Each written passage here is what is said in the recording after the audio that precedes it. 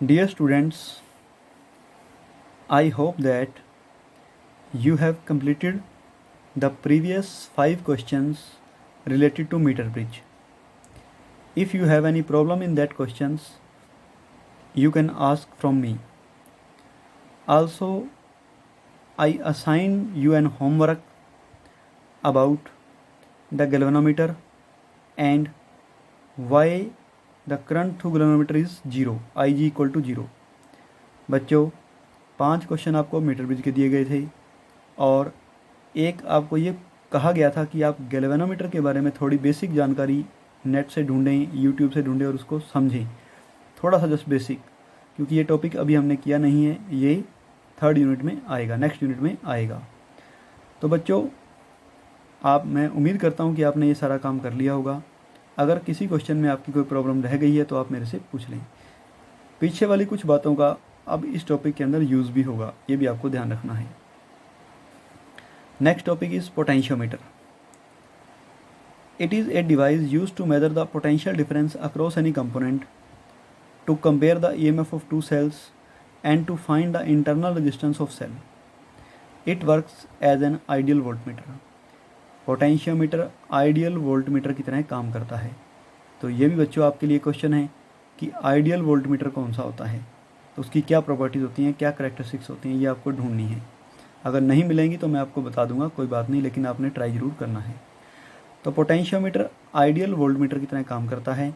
ये ऐसा डिवाइस है जिससे हम किसी इलेक्ट्रिक कंपोनेंट के अक्रॉस पोटेंशियल डिफरेंस फाइंड कर सकते हैं, हम दो सेल के ईएमएफ को आपस में कंपेयर कर सकते हैं और हम इसकी हेल्प से सेल की इंटरनल रेजिस्टेंस भी निकाल सकते हैं। It is identical in construction and working to a meter bridge. Potentiometer अपनी कंस्ट्रक्शन और वर्किंग में मीटर ब्रिज जैसा ही होता है, except that it has a wire of length 5 to 10 meter instead of 1 meter. तो मीटर ब्रिज में बच्चों 1 मीटर लॉन्ग वायर थी, लेकिन यहाँ पर 5 से 10 मीटर लंबी वायर होती है। पोटेंशियोमीटर और मीटर ब्रिज में यही एक डिफरेंस है।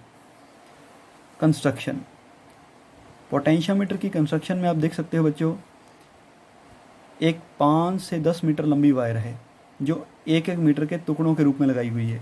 1 meter, 1 meter, 1 meter, 1 meter, 1 meter, 1 meter, 1 meter, 1 meter, 1 meter, 1 meter, ये सारे टुकड़े हैं, 10 टुकड़े हैं, तो ये 10 मीटर लेंथ हो जाएगी। जो डार्क स्ट्रिप ना रखी हैं, ये सारी कॉपर स्ट्रिप्स होती हैं, ये वायर्स को आपस में जोड़ने के काम आती हैं।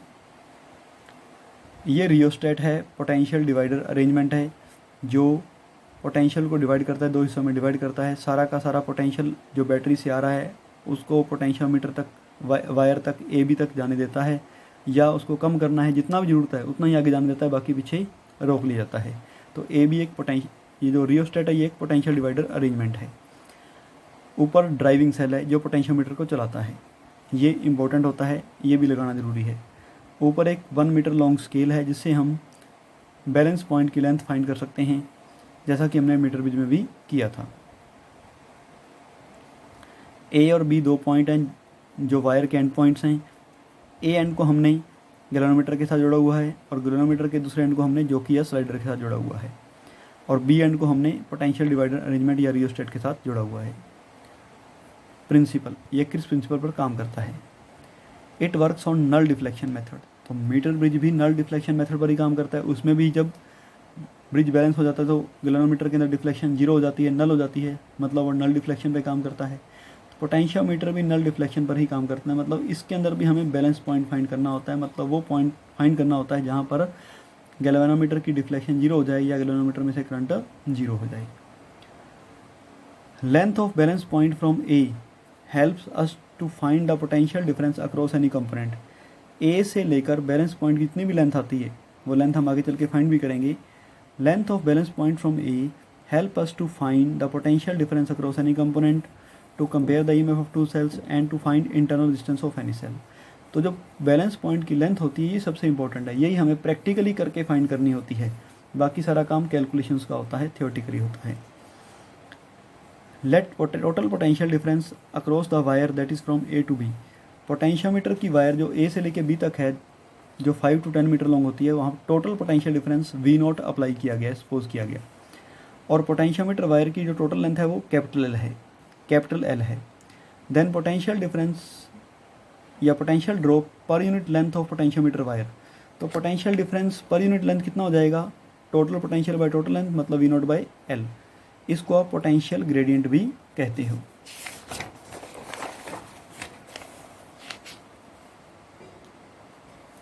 This potential difference per unit length of potentiometer wire is called as potential gradient. इसको हम पोटेंशियल ग्रेडियंट कहते हैं, मतलब पोटेंशियल ड्रॉप या potential difference per unit length of potentiometer wire.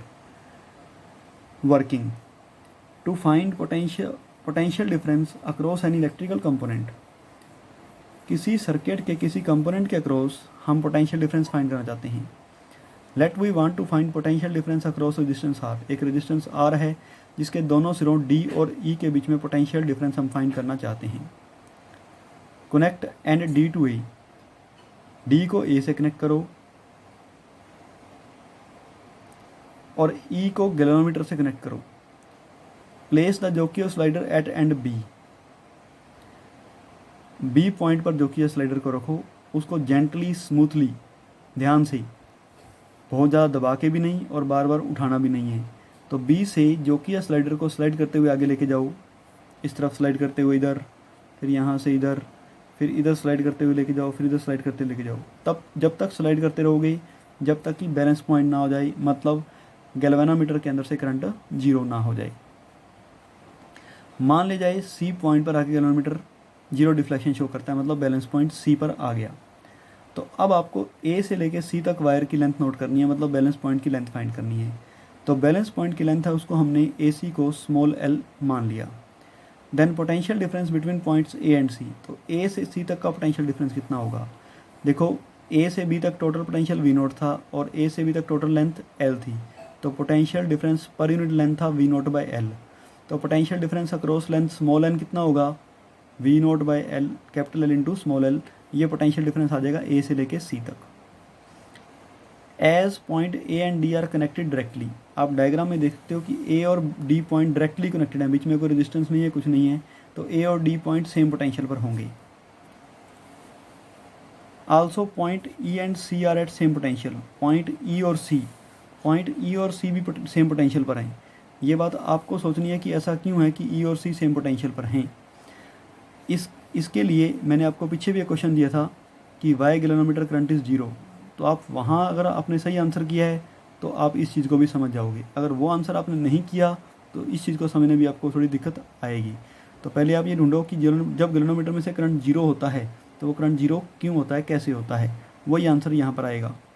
तो पॉइंट E और C सेम पोटेंशियल पर हैं, पॉइंट A और D सेम पोटेंशियल पर हैं।